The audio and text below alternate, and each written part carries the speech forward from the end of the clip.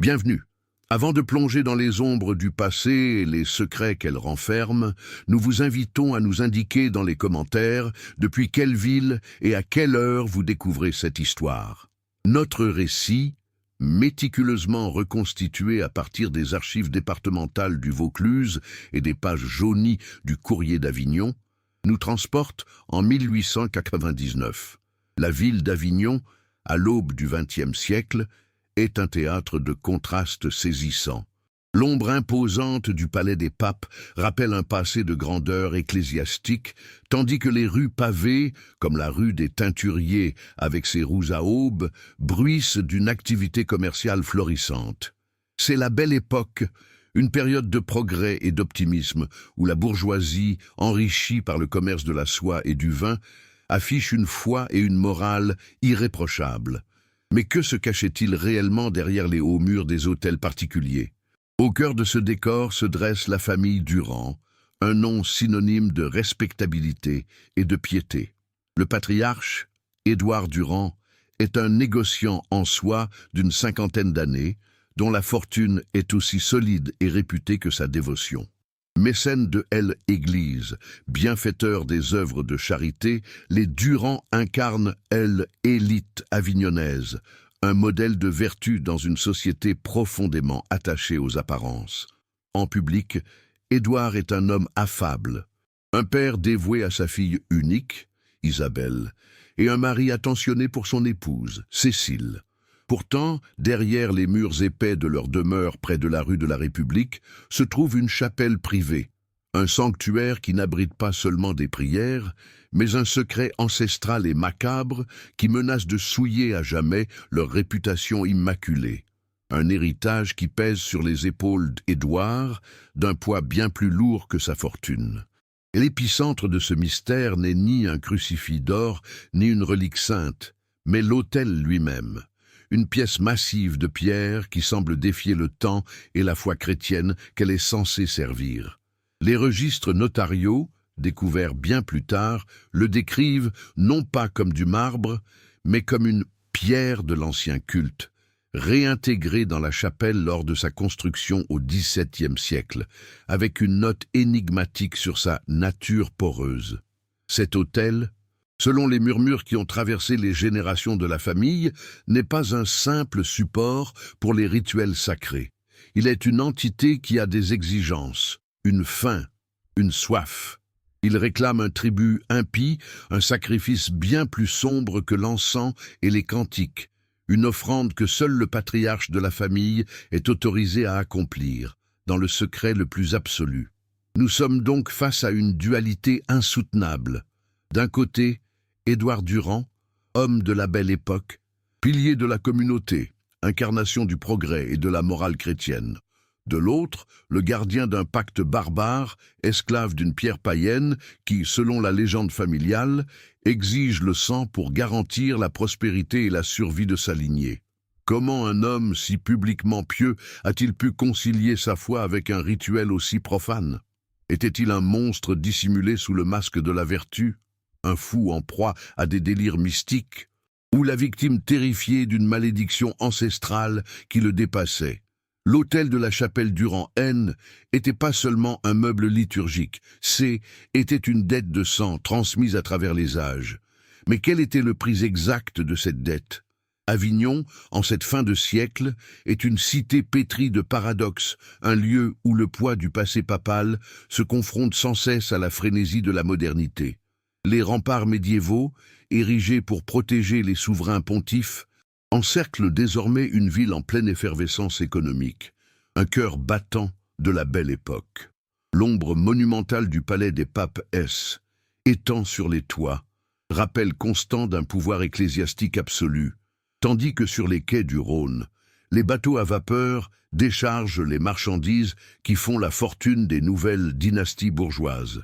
Les archives du Courrier d'Avignon de 1899 décrivent cette dualité avec une précision saisissante. D'un côté, les chroniques mondaines et les inaugurations d'usines, de l'autre, les sermons enflammés et les processions religieuses. La ville semble vivre deux vies parallèles, l'une tournée vers le progrès et l'autre immuable, ancrée dans la foi et la tradition. La société avignonnaise elle-même est un théâtre où les apparences sont reines. La richesse, principalement issue du commerce de la soie et des célèbres vins de la région, se doit de être aussi discrète qu'ostentatoire. Les grandes familles, comme les Durand, habitent des hôtels particuliers aux façades impeccables, mais dont les hauts murs dissimulent les véritables dynamiques du pouvoir et de la fortune. La piété est une vertu publique, une armure sociale. On se montre à la messe du dimanche, à la basilique Saint-Pierre, on finance les œuvres de charité, on observe un code moral d'une rigueur inflexible. Pourtant, derrière ce vernis de respectabilité, une pauvreté tenace ronge les ruelles insalubres du quartier de la Balance. Un monde invisible que la bonne société feint d'ignorer. Un rappel silencieux que la prospérité de quelques-uns repose souvent sur la misère de beaucoup d'autres. Aucun lieu n'incarne mieux cette âme contrastée que la rue des Teinturiers. Longeant un bras de la Sorgue, cette rue pavée est un vestige vivant du passé industriel de la ville. Les grandes roues à aubes, autrefois motrices de l'industrie textile, tournent encore, mues par le courant placide, leurs mouvements lents et hypnotiques rythmant la vie du quartier. L'air y est chargé d'une humidité permanente, et l'odeur de la rivière se mêle au parfum des platanes qui la bordent. C'est un endroit à la fois pittoresque et mélancolique où la lumière peine à percer l'épais feuillage. Les registres municipaux de l'île Époque la décrivent comme un lieu de labeur, mais les témoignages plus informels, recueillis bien plus tard, parlent aussi d'un endroit de rendez-vous discret où les eaux sombres de la Sorgue emportaient bien des secrets en direction du Rhône. Le cœur vibrant de la vie publique se trouve sur la place de l'Horloge, véritable salon à ciel ouvert de la cité. C'est là que tout se joue, que les réputations se construisent et se défont. Sous les terrasses des cafés, à l'ombre de l'hôtel de ville et de son théâtre, la bourgeoisie avignonnaise se donne en spectacle. Les conversations portent sur les affaires, les mariages à venir, les derniers sermons et les scandales tuent à demi-mot. Non loin de là, le marché des Halles est une cacophonie de couleurs et d'odeurs. Un carrefour où toutes les classes sociales se croisent, ne serait-ce qu'un instant. C'est dans ces espaces que la famille Durand devait exceller dans l'art de la performance sociale. Chaque salut, chaque sourire, chaque don à l'église étant une pierre ajoutée à l'édifice de leur intouchable honorabilité. L'atmosphère religieuse d'Avignon est plus qu'un simple décor. Elle est l'air que l'on respire, une présence écrasante qui imprègne chaque pierre et chaque conscience. Les cloches des innombrables églises, Saint-Didier, Saint-Agricole, la métropole Notre-Dame-des-Dômes, ne se contentent pas de marquer le temps. Elles rappellent à chaque heure la prééminence du spirituel sur le temporel. Les archives de l'archevêché, consultées pour notre enquête, révèlent une église soucieuse de maintenir son emprise morale face aux idées nouvelles du siècle. Dans ce climat de dévotion intense, toute transgression, réelle ou supposée, prend une dimension cataclysmique. C'est ce poids de la foi, cette exigence de pureté absolue, qui rend le secret des Durand non seulement inavouable, mais proprement impensable pour leurs contemporains. Pourtant, sous cette chape de catholicisme orthodoxe, survivent des croyances plus anciennes, des superstitions tenaces qui murmurent dans l'ombre. Les campagnes environnantes, les rives du Rhône, les contreforts du Mont Ventoux sont, dans l'imaginaire collectif, peuplés d'esprits et de forces qui précèdent de loin l'arrivée du Christ. Des contes populaires, transmis à la veillée, parlent de pierres qui guérissent ou qui maudissent, de pactes conclus avec les anciennes choses pour s'assurer de bonnes récoltes ou la pérennité d'une lignée. Ces croyances païennes, bien que combattues par l'Église, n'ont jamais totalement disparu. Elles forment un substrat invisible, un monde souterrain de rituels et de peurs ancestrales qui pourrait bien offrir une clé de lecture différente, plus sombre, de la dévotion obsessionnelle de certains notables. C'est donc dans cette ville double, à la fois lumineuse et opaque, sainte et secrètement païenne, que se trouve l'hôtel particulier des Durand près de la prestigieuse rue de la République. Leurs hauts murs ne protègent pas seulement une fortune et une famille, ils sont la frontière entre deux mondes. À l'extérieur, la performance impeccable d'une vie dédiée à Dieu et à la société. À l'intérieur, dans le silence d'une chapelle privée, une réalité bien plus ancienne et bien plus effroyable est à l'œuvre. La cité des papes, avec ses strates d'histoire et ses secrets enfouis, n'est pas seulement le décor de cette tragédie, elle en est le complice silencieux. Car que peut-il bien se cacher derrière les façades les plus respectables, dans une ville où l'ombre du sacré est si profonde? Au cœur de cette toile sociale complexe se trouve Édouard Durand, un homme dont le nom seul évoque la solidité et le prestige. Les archives du Courrier d'Avignon le citent fréquemment, non pas pour des scandales, mais pour sa générosité. Une édition de mars 1899 mentionne un don substantiel pour la restauration des vitraux de la basilique Saint-Pierre, le décrivant comme un pilier de notre communauté et un parangon de la foi chrétienne. À 50 ans, ce négociant en soi a atteint le sommet de la respectabilité. Son allure est toujours impeccable, sa parole mesurée, son sourire affable. Aux réceptions et aux offices, il incarne la réussite de la belle époque, un homme bâti sur le travail, la tradition et une dévotion sans faille. Personne n'aurait pu imaginer que cette façade de vertu dissimulait des abîmes de terreur et d'obligation. À ses côtés, son épouse, Cécile Durand, semble être le reflet parfait de sa piété. Les chroniques mondaines la décrivent comme une femme à la grâce délicate et à la dévotion angélique. Elle est une présence discrète, presque évanescente, dont la vie semble entièrement tournée vers l'Église et le bien-être de sa famille. Les témoignages recueillis auprès d'anciennes connaissances la peignent comme une âme douce, mais d'une santé fragile, souvent confinée dans ses appartements. Son monde est celui des prières, des broderies et des lectures pieuses, un univers protégé et feutré. Elle semble totalement ignorante du fardeau que son mari porte en secret. Sa foi est un refuge paisible, un contraste saisissant avec la dévotion tourmentée et craintive de Édouard, qui ressemble davantage à une servitude qu'à une élévation spirituelle. Le tableau familial est complété par leur fille unique, Isabelle, une adolescente silencieuse et maladive. Elle est l'ombre dans la lumière des Durand. Rarement aperçue en public, son existence est un murmure dans les conversations de la haute société.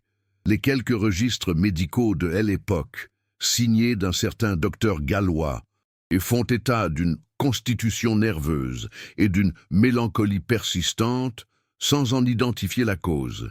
Isabelle passe ses journées dans sa chambre, le regard perdu vers les jardins, comme si elle était à l'écoute d'un secret trop lourd pour ses frêles épaules. Est-elle simplement une jeune fille à la santé fragile, ou sa maladie est-elle le symptôme silencieux de la corruption qui ronge le cœur de sa propre maison, une vérité qu'elle ressent sans pouvoir la nommer? Pourtant, une fois franchi le seuil de l'hôtel particulier, la figure publique d'Édouard Durand s'efface pour laisser place à un homme radicalement différent. Le personnel de maison, dans des confidences faites bien des années plus tard, décrit une transformation glaçante. Le sourire affable disparaissait, remplacé par un masque de préoccupation sévère. Il devenait taciturne, presque craintif, ses pas résonnant dans les couloirs silencieux avec une lourdeur inhabituelle. Une ancienne cuisinière, dans une lettre à sa sœur, évoquait une tristesse de pierre, qui s'emparait de son maître dès qu'il était à l'abri des regards. Cet homme, si généreux et loquace en public, se murait dans un silence angoissé, comme s'il portait seul le poids d'un jugement imminent, une condamnation dont sa propre famille ne savait rien. Elle, épicentre de cette angoisse, est la chapelle privée, un sanctuaire dont Édouard Durand est le seul gardien. Il en détient l'unique clé, une lourde pièce de fer qu'il conserve sur lui en permanence. L'accès à ce lieu est formellement interdit à quiconque, y compris à sa femme et sa fille. La raison officielle, répétée avec une fermeté qui n'admet aucune discussion, est une humidité néfaste pour les santé délicates. Mais le personnel chuchote. Ils savent que cette excuse est un voile bien mince jeté sur une interdiction bien plus profonde. La chapelle n'est pas simplement un lieu de culte, c'est le domaine exclusif d'Édouard, un territoire secret où se joue un drame invisible, une pièce dont il est à la fois le prêtre et la victime. Chaque nuit, le même rituel immuable se déroule. Une fois la maison endormie, Édouard se retire dans son bureau. Le cliquetis métallique de la serrure de son secrétaire, où il garde la clé, est le prélude à sa procession solitaire. Ses pas feutrés sur le marbre du grand hall le mènent jusqu'à la lourde porte en chêne de la chapelle. Il y entre et s'y enferme, parfois pour 1 heure, parfois jusqu'aux premières lueurs de l'aube. Personne n'a jamais su ce qui se passait derrière cette porte. Aucun son de prière, aucun chant ne filtre jamais, seul un silence de mort, un vide sonore qui rend l'attente encore plus pesante. Que peut bien faire un homme, seul dans le noir, pendant des heures, dans un lieu censé être dédié à la lumière divine? La nature même de sa dévotion est une énigme. Contrairement à la foi sereine et lumineuse de son épouse Cécile, celle d'Édouard semble pétrie de peur. Des carnets de comptes, retrouvés dans un double fond de son secrétaire, révèlent une obsession. À côté des dépenses pour les cierges et l'encens, des sommes considérables sont allouées à des purifications et des réparations de l'autel. Plus troublante encore, des annotations cryptiques en marge de certaines dates, souvent proches des solstices, mentionnent un tribut payé ou une dette honorée. Il ne s'agit pas du langage d'un homme qui cherche le salut, mais de celui d'un homme qui cherche à apaiser une force obscure, à honorer les termes d'un pacte terrible qui le lie à la pierre de sa propre chapelle. Les premiers indices tangibles de l'horreur émergent des témoignages du personnel. Une jeune domestique, renvoyée pour une faute mineure, a laissé un récit troublant, consigné dans un rapport de police pour une affaire sans lien. Elle y décrit une odeur particulière qu'elle n'a jamais pu oublier.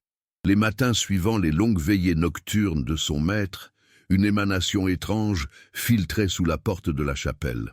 Ce haine était ni l'odeur sacrée de l'encens, ni celle, plus banale, de la cire fondue ou de la pierre humide. Était une senteur métallique et âcre, une odeur de sang séché et de terre remuée, l'odeur d'un abattoir que l'on aurait tenté de masquer maladroitement avec de l'eau de javel. Une odeur profane qui n'avait rien à faire dans la maison de Dieu. Ainsi se dessine le portrait d'un homme scindé en deux.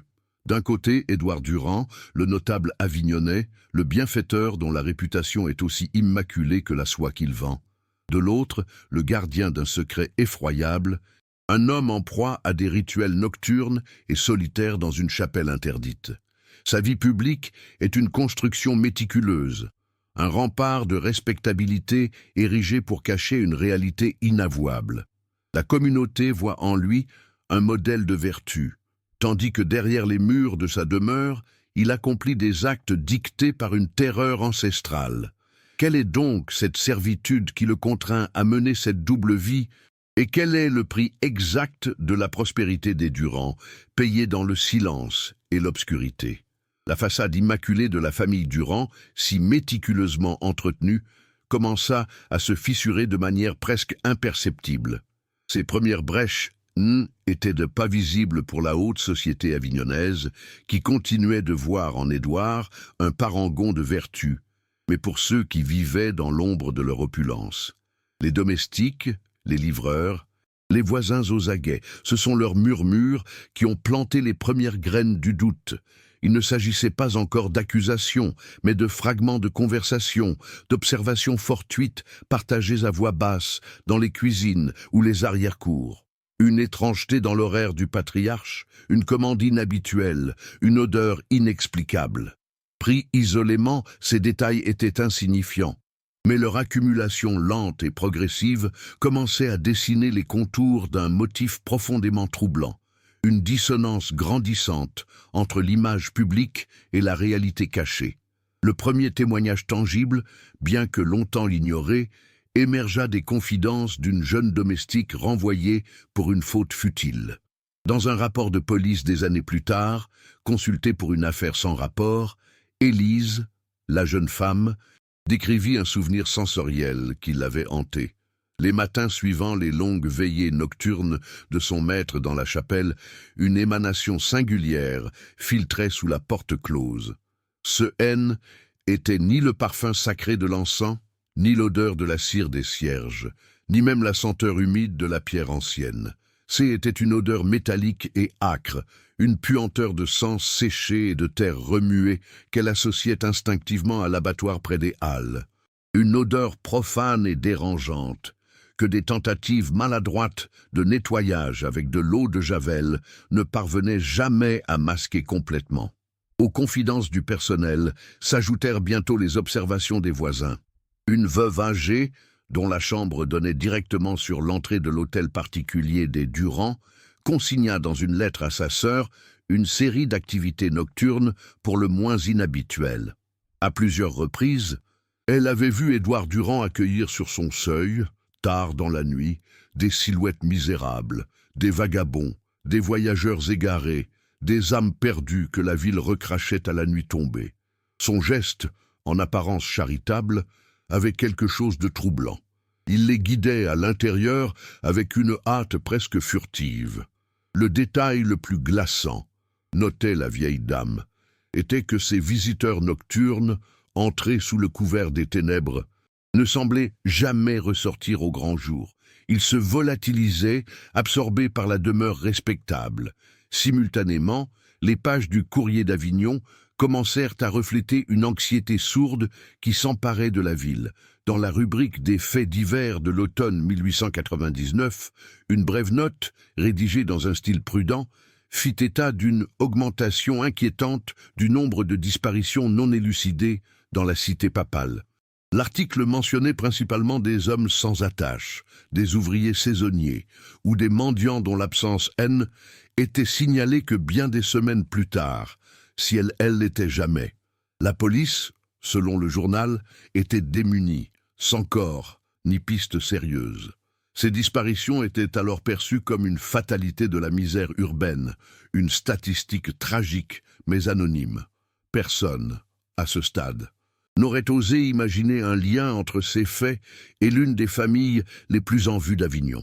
Bien entendu, l'idée même de relier le nom des Durand à ces sordides affaires de disparus aurait été jugée non seulement absurde, mais profondément calomnieuse. Le fossé social entre le négociant en soi, pilier de l'Église, et les anonymes qui s'évanouissaient dans les bas-fonds était infranchissable. Édouard Durand était un bienfaiteur, un homme dont la générosité était publiquement reconnue. Les disparitions, elles, appartenaient à un autre monde, celui de la pauvreté et du vice. Pourtant, avec le recul que permet l'analyse historique, la coïncidence temporelle entre les actes de charité nocturne du patriarche et la multiplication de ses avis de recherche apparaît comme une ombre pesante.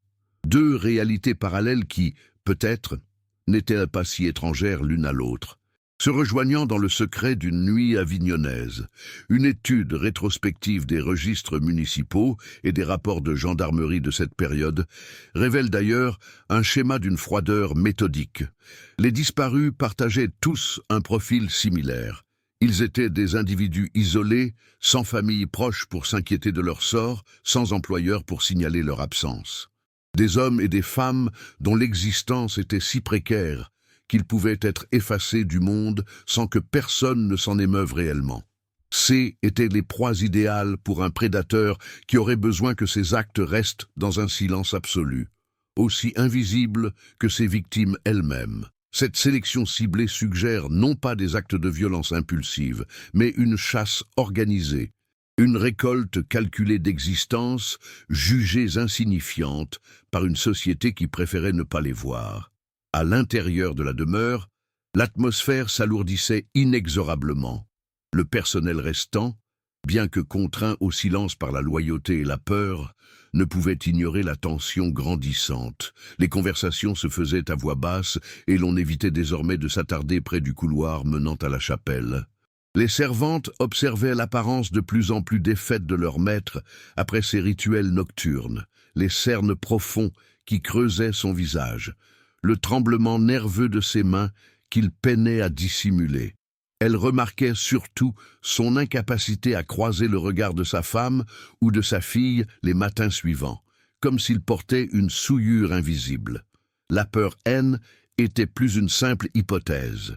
Elle était devenue une présence tangible, un poison qui s'infiltrait dans les murs dorés de la maison. Un autre détail, anodin en apparence, fut ajouté à ce dossier informel par un jeune livreur de la pharmacie de la place de l'Horloge. Interrogé bien des décennies plus tard, il se souvint de ses livraisons régulières à l'hôtel particulier. Outre les calmants pour Madame Durand, il apportait directement à Monsieur Durand des quantités étonnamment importantes de produits désinfectants puissants, comme l'acide phénique et le chlorure de chaux. Les volumes dépassaient de loin les besoins d'un entretien domestique classique. Intrigué, il avait un jour posé la question au majordome, qui lui avait répondu d'un ton sec que monsieur était extrêmement soucieux de l'hygiène de son sanctuaire privé. Cette explication laconique laissa le jeune homme perplexe, ajoutant une nouvelle note étrange à la partition discordante de la maison Durand. Au cœur de cette atmosphère délétère, Isabelle, la fille silencieuse, était peut-être le témoin le plus sensible.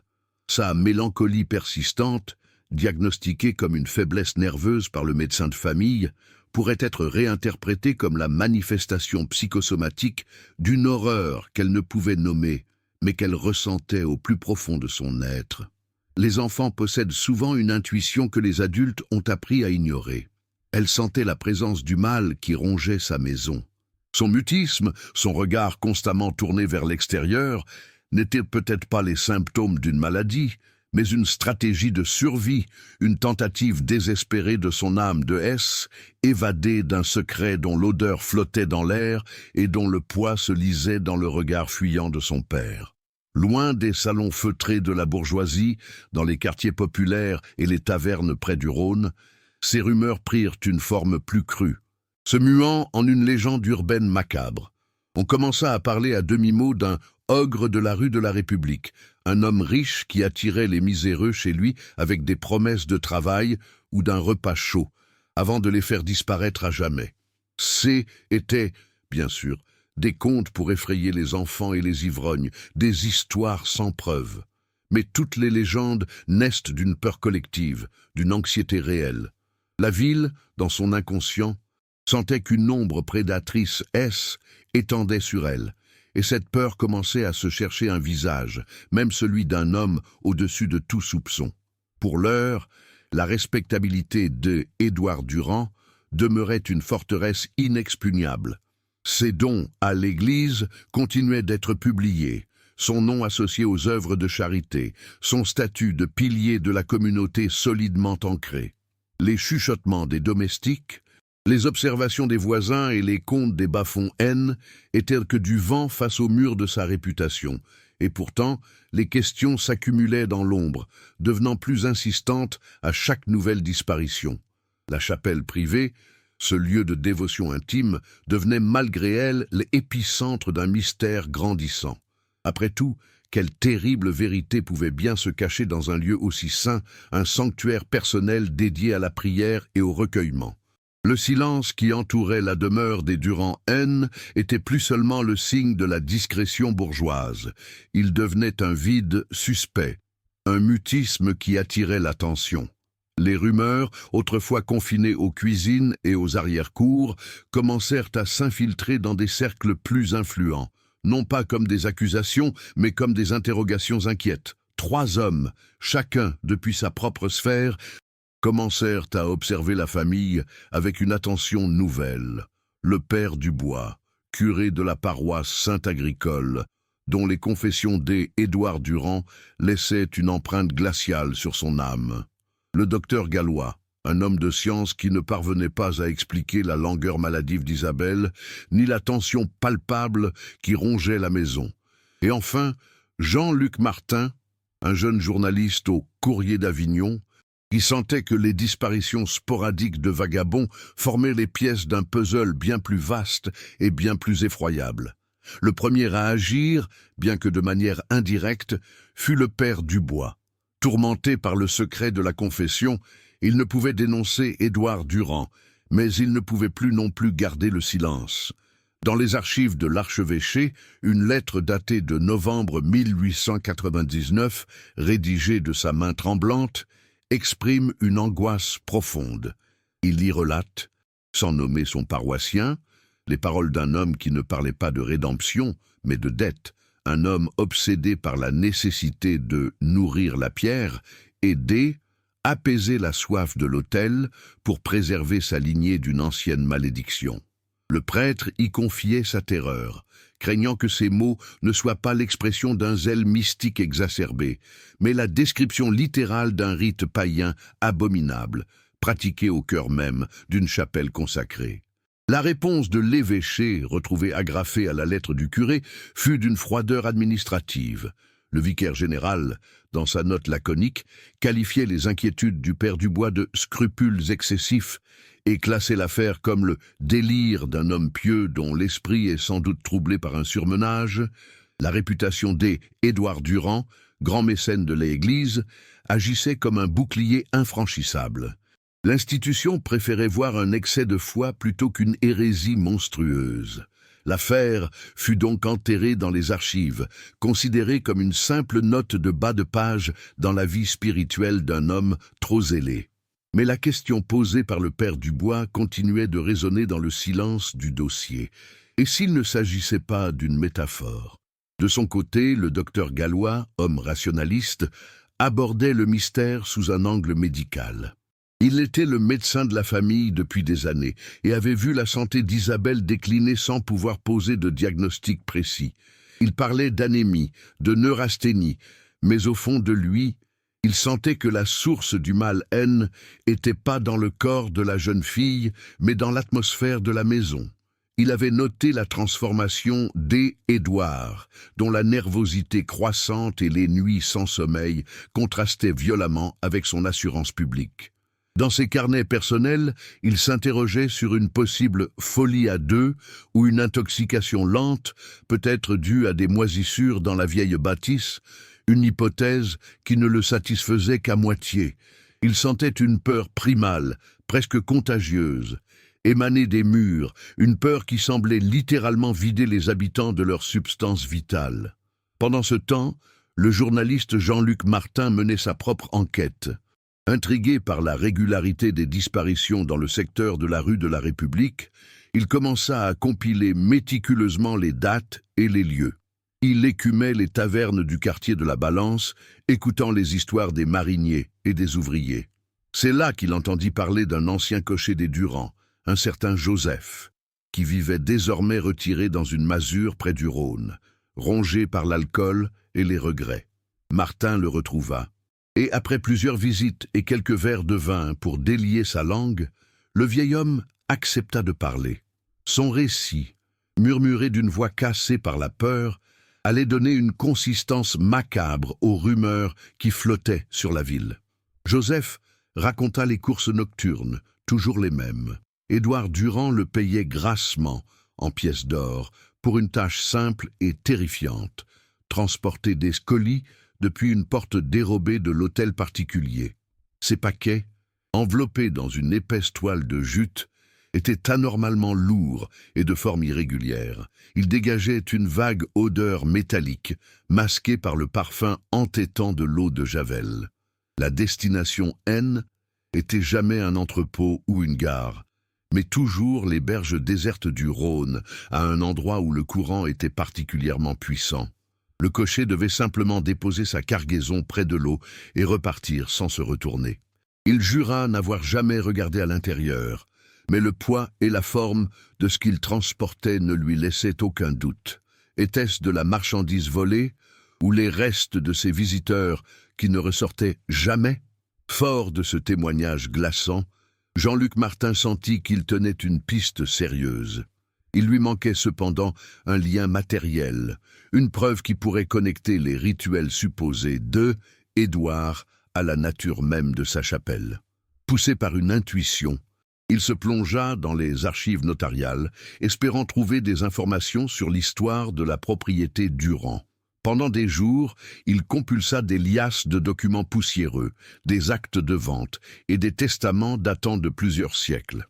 Alors qu'il était sur le point d'abandonner, il découvrit un dossier annexe contenant les plans originaux de la demeure dessinés lors de sa construction au XVIIe siècle. La chapelle y figurait, avec un niveau de détail surprenant, comme si l'architecte avait voulu laisser un avertissement pour la postérité. Le plan était précis, mais c'est une note manuscrite, dans la marge de la page consacrée à la chapelle, qui fit s'arrêter le cœur du journaliste. L'encre était pincée, presque illisible, mais le message était clair. L'architecte y spécifiait que l'autel naine était pas taillé dans du marbre de Carrare, comme on aurait pu s'y attendre, mais qu'il s'agissait d'une pierre de l'ancien culte païen, réintégrée sur demande express du premier propriétaire. La phrase se terminait par une mise en garde aussi brève qu'énigmatique. Attention à sa nature poreuse. Le mot résonna dans l'esprit de Martin avec une force terrible. Une pierre païenne au cœur d'un sanctuaire chrétien dont la principale caractéristique était de être poreuse. Poreuse à quoi exactement, sinon aux offrandes qu'on pouvait lui faire? Les pièces du puzzle s'assemblaient désormais avec une logique terrifiante. La confession d'Édouard sur le fait de nourrir la pierre, le témoignage du cocher sur les corps jetés au Rhône, et maintenant la découverte de cet autel païen, décrit comme une éponge de granit. Martin comprit que la chapelle N n'était pas un lieu de prière, mais un abattoir rituel. Édouard Durand N n'était pas simplement un meurtrier, il était le grand prêtre d'un culte sanglant, un serviteur dévoué à une idole de pierre qui réclamait un tribut humain pour garantir la prospérité de sa lignée. La respectabilité, la piété, la charité N étaient qu'une façade, un décor de théâtre soigneusement entretenu pour dissimuler une horreur qui prenait racine dans les fondations mêmes de sa maison et de sa foi. Cherchant à comprendre la nature de cet ancien culte, Martin consulta un érudit local, un historien spécialisé dans le folklore provençal. L'homme, après quelques recherches dans ses grimoires, trouva une référence à une secte druidique pré-romaine qui vénérait une divinité de la terre et de la fertilité incarnée par des mégalithes. Le texte décrivait des sacrifices, souvent humains, accomplis au solstice pour abreuver la pierre et s'assurer de bonnes récoltes et de la pérennité des clans. Puis, l'historien montra aux journalistes une annexe de l'ouvrage, une liste des grandes familles de la région que la légende liait, par le sang à la garde de ces anciennes reliques. Le nom des Durand y figurait, bien sûr, mais ce fut le nom juste en dessous qui glaça le sang de Martin.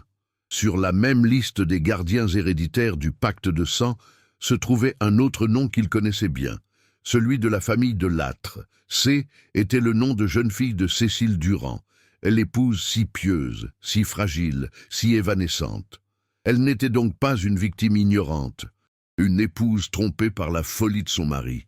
Son propre sang la liait au même serment, à la même servitude. La malédiction naine était pas seulement l'héritage de Édouard. C était une prison ancestrale dont les barreaux étaient forgés par leurs deux lignées réunies. Cécile, avec sa dévotion angélique et sa santé délicate, n'était peut-être pas l'agneau sacrificiel, mais la gardienne silencieuse du temple, complice muette d'un pacte qui la dépassait autant qu'il la définissait. L'horreur venait de prendre une dimension bien plus profonde et inéluctable. Le fil de l'histoire, effiloché par les décennies, aurait pu se perdre à jamais dans les limbes de l'oubli si le destin n'en avait pas décidé autrement. Il fallut attendre les années 1950 pour que la lumière se fasse, non pas grâce à une enquête policière, mais par le hasard d'une transaction immobilière. L'hôtel particulier des Durand, longtemps resté inhabité après la disparition de la lignée, fut finalement vendu. Lors des premiers travaux de rénovation, des ouvriers chargés de remplacer le parquet usé de l'ancienne chambre d'Isabelle firent une découverte inattendue. Derrière une plinthe vermoulue, dans une petite cavité sombre et poussiéreuse, reposait un carnet à la couverture de cuir usé. C était le journal intime d'Isabelle Durand, la voix silencieuse de la tragédie, une capsule temporelle contenant l'horreur à l'état pur, préservée du temps et des regards. Ce document, d'une valeur historique inestimable, n'était pas un simple recueil des pensées d'une adolescente. C était une chronique méticuleuse et terrifiée de la décomposition d'une famille et d'une âme. Les premières pages, écrites d'une main encore enfantine, décrivaient une vie de privilèges et d'ennui. Mais rapidement, le ton changeait. Isabelle y consignait l'étrange transformation de son père, non pas avec la colère d'une victime, mais avec l'incompréhension angoissée d'une observatrice impuissante. Elle décrivait ses pas lourds dans la nuit, ses soupirs qui ressemblaient à des sanglots étouffés, et surtout son regard, un regard d'homme traqué qui ne semblait plus voir le monde extérieur, mais une menace invisible tapie dans chaque ombre de la maison. Le journal ne décrivait pas un monstre, mais un homme au bord du gouffre. La révélation, le cœur battant et empoisonné du récit, se trouvait dans une entrée datée du solstice d'hiver, 1899. Isabelle y racontait comment, une nuit, réveillée par un bruit, elle avait trouvé son père effondré dans son bureau, brisé par le poids de son secret. Dans un moment de faiblesse ultime, Édouard lui avait tout avoué. Il lui avait parlé de l'autel, non pas comme d'un meuble sacré, mais comme d'une entité vivante. Une de pierre de fin, héritée d'un culte druidique ancestral. Il lui avait expliqué le pacte. La prospérité de la lignée Durand était directement liée à la soif de cette pierre. Une soif qui ne pouvait être étanchée que par le sang humain, une offrande exigée à chaque changement de saison pour que la fortune ne se retire pas et que la malédiction ne s'abatte pas sur eux. Cette confession, retranscrite par la main tremblante de sa fille, recodifiait instantanément toute l'histoire. Édouard Durand, naine, était plus le prédateur sadique que les rumeurs laissaient entrevoir, mais le prisonnier d'une tradition barbare, le grand prêtre terrifié d'un culte qu'il n'avait pas choisi. Chaque disparition, chaque vie fauchée n'était pas un acte de cruauté, mais un sacrifice accompli avec la conviction désespérée que cesser était le seul moyen de protéger sa femme et sa fille d'un anéantissement certain. Le journal le peignait comme un homme qui tuait par devoir, par amour paradoxal, persuadé que le manquement à ce rituel ancestral signerait la fin de tout ce qui lui était cher. La monstruosité de ses actes demeurait, mais sa motivation changeait radicalement de nature. Isabelle, dans son journal, donnait une consistance matérielle à cette horreur abstraite. Elle décrivait les taches sur l'autel, qu'elle avait longtemps prises pour des marques d'usure ou des traces d'humidité. Son père lui avait avoué leur véritable nature, des empreintes de sang, des preuves indélébiles des rituels passés que des générations de Durand avant lui avaient laissés.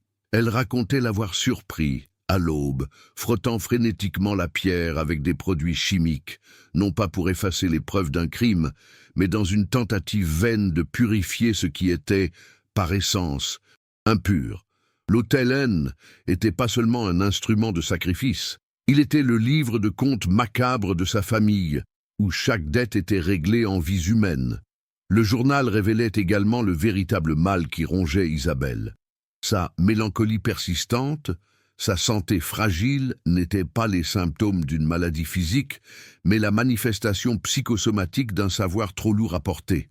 Elle comprenait désormais la source de leur opulence, le prix sanglant de chaque robe de soie, de chaque repas servi dans la porcelaine fine.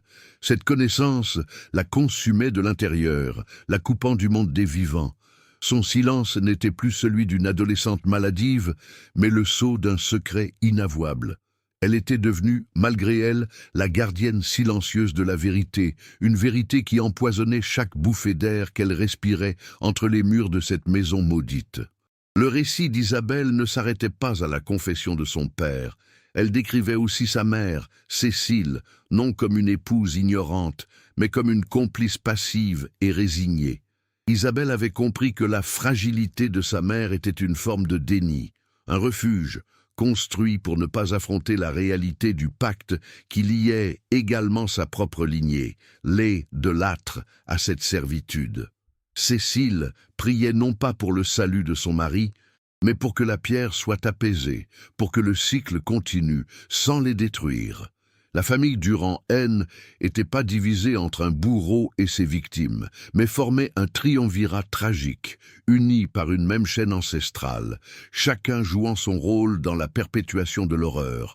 Ainsi, le journal d'Isabelle, loin de clore l'affaire, la faisait basculer dans une dimension encore plus vertigineuse. Il répondait à la question du « comment », mais laissait béante celle du « de pourquoi ». Édouard Durand agissait-il sous l'emprise d'une superstition, d'une folie transmise de génération en génération, comme un héritage empoisonné? Ou bien la menace était-elle réelle? La pierre de fin possédait-elle un pouvoir tangible, une volonté propre capable de déchaîner une malédiction sur ceux qui manqueraient à leur devoir? Le mystère de la chapelle Durand venait de quitter le domaine du crime pour entrer dans celui, bien plus trouble, de la foi et de la nature même du mal. L'horreur était confirmée, mais sa source restait une énigme terrifiante. La publication d'extraits du journal d'Isabelle dans une obscure revue d'histoire locale, au milieu des années 1950, ne provoqua pas l'onde de choc attendu, mais plutôt un frisson de curiosité macabre. Le nom des Durand, autrefois synonyme de prestige et de piété, se retrouvait désormais associé à une légende grotesque, une histoire d'horreur gothique qui semblait tout droit sortie d'un roman populaire. Pour la société avignonnaise de l'après-guerre, désireuse d'oublier les traumatismes récents et de se tourner vers la modernité, cette affaire était une antiquité dérangeante.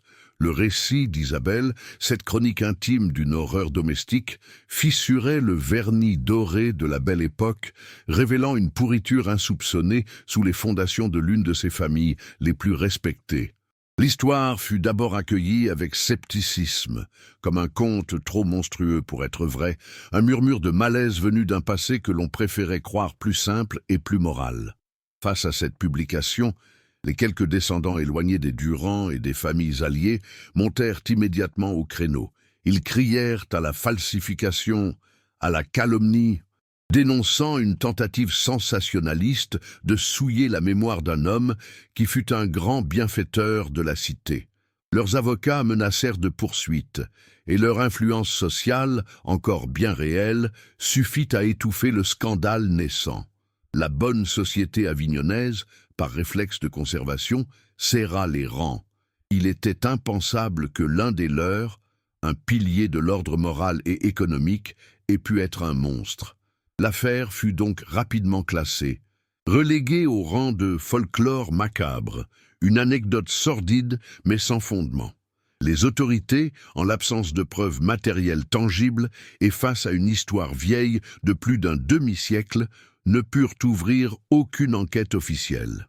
Le journal d'Isabelle, et avec lui la vérité, retourna dans l'ombre. Pourtant, l'histoire ne disparut pas complètement.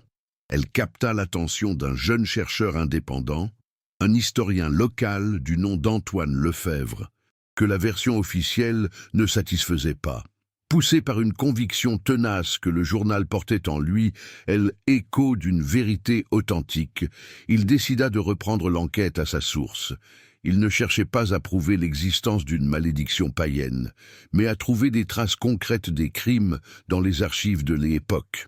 Pendant des mois, il se plongea dans les registres poussiéreux des archives départementales du Vaucluse, épluchant les rapports de police, les registres d'état civil et les articles du Courrier d'Avignon de l'année 1899.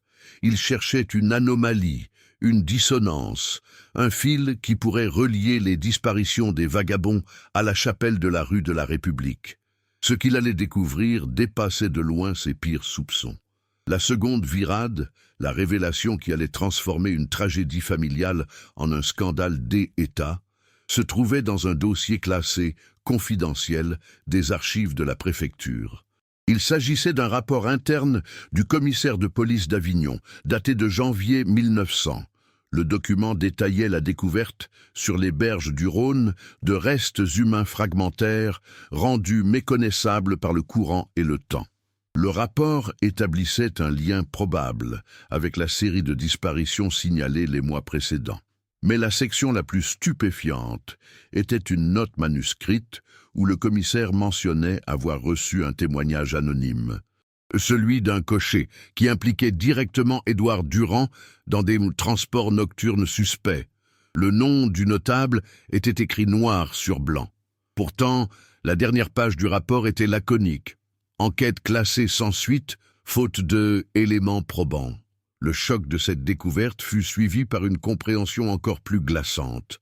Agrafée au rapport, une note manuscrite du préfet du Vaucluse de l'époque, adressée au commissaire, donnait la véritable raison de cet abandon. Le préfet y ordonnait, en des termes à peine voilés, de cesser toute investigation qui pourrait porter atteinte à la réputation d'un de nos plus éminents citoyens et de préserver la paix sociale en évitant un scandale qui éclabousserait l'élite bienfaitrice de notre cité. La vérité était là, brutale et cynique. Les autorités de 1899 savaient, elles avaient eu des preuves, ou du moins de très forts soupçons, mais avaient délibérément choisi d'enterrer l'affaire. La fortune des Édouard Durand, ses dons à l'Église, son influence, avaient acheté son impunité et le silence de la ville. La culpabilité haine était plus celle d'un homme seul, mais celle d'un système entier. Cette révélation recadrait toute l'histoire. La tragédie des Durand-Haine était plus une affaire privée, un drame gothique confiné aux murs d'un hôtel particulier. Elle devenait le symptôme d'une société dont l'hypocrisie et les fondations morales reposaient sur un pacte tacite. La respectabilité pouvait absoudre l'horreur, et la vie des plus démunis ne pesait rien face à la stabilité de l'ordre établi. Le silence des autorités de l'époque faisait un écho sinistre au déni des descendants dans les années 1950. La ville d'Avignon-Naine était plus le simple décor du drame, mais un personnage à part entière, un complice muet qui, pour protéger son image, avait permis à un culte sanglant de prospérer en son sein. La véritable question haine était plus de savoir ce que Édouard Durand avait fait, mais combien de personnes, par leur silence, avaient laissé la pierre continuer à boire. Aujourd'hui, l'hôtel particulier de la famille Durand, autrefois théâtre d'une horreur indicible, a été métamorphosé par le temps et l'oubli. Ses salons opulents et ses couloirs silencieux ont été démantelés, divisés en appartements de luxe où une nouvelle génération vit, inconsciente du sol qu'elle foule.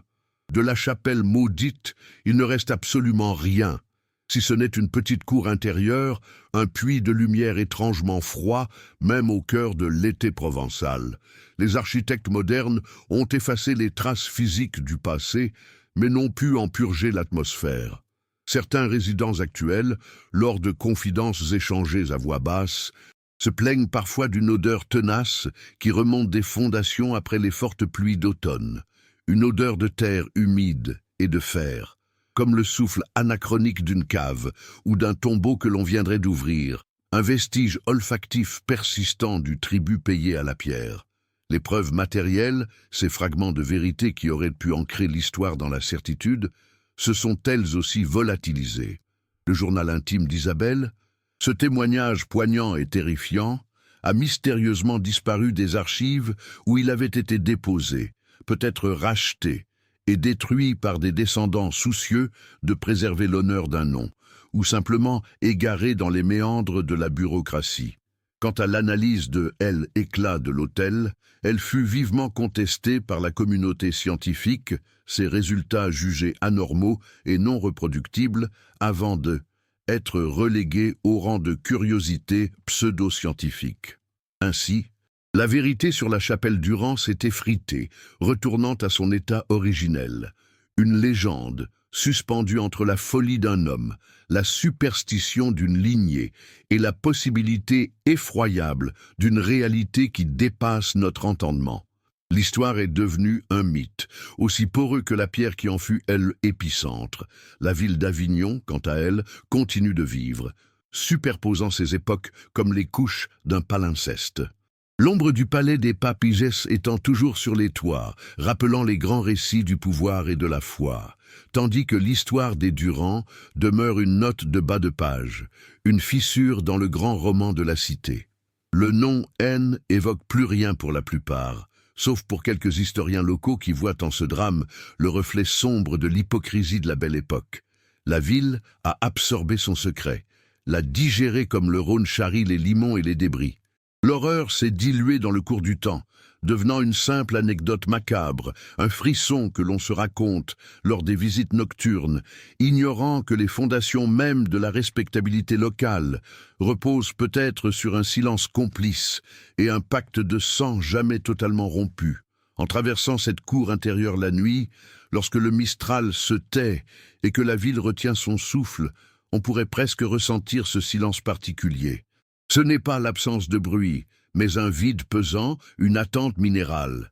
Elle, écho muet d'une faim qui n'a jamais été tout à fait apaisée, la présence invisible d'une pierre qui a soif et qui se souvient. Le passé n'est jamais mort, il n'est même pas passé. Il attend patiemment dans le cœur historique d'Avignon que l'on se souvienne de lui, et peut-être qu'on lui offre un nouveau tribut. Quelle est votre théorie? Édouard Durand était-il un monstre sanguinaire, le jouet d'une folie héréditaire, ou le gardien terrifié d'un secret ancestral qui le dépassait? Laissez votre avis dans les commentaires.